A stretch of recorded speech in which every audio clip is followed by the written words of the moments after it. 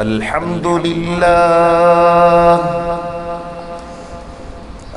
لله نحمده ونستعينه ونستغفره ونؤمن به ونتوكل عليه ونعوذ بالله من شرور أنفسنا ومن سيئات أعمالنا من يهد الله فلا مضل له ومن يضلله فلا هادي له ونشهد أن لا إله إلا الله وحده لا شريك له ونشهد أن سيدنا ومولانا محمدا عبده ورسوله الذي أرسل بالحق بشيرا ونذيرا إن الله وملائكته يصلون على النبي يا أيها الذين آمنوا صلوا عليه وسلموا تسليما اللهم صل وسلم وبارك على سيدنا محمد وعلى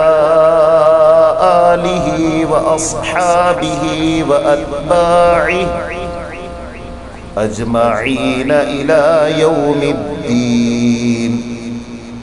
خصوصا على أمير المؤمنين سيدنا أبي بكر الصديق رضي الله عنه وعلى أمير المؤمنين سيدنا عمر بن الخطاب رضي الله عنه وعلى أمير المؤمنين سيدنا عثمان بن عفان رضي الله عنه وعلى أمير المؤمنين سيدنا علي بن أبي طالب رضي الله عنه وعلى الإمامين سيدنا الحسن والحسين رضي الله عنهما وعلى أمهما سيدة النساء فاطمة الزهراء رضي الله عنها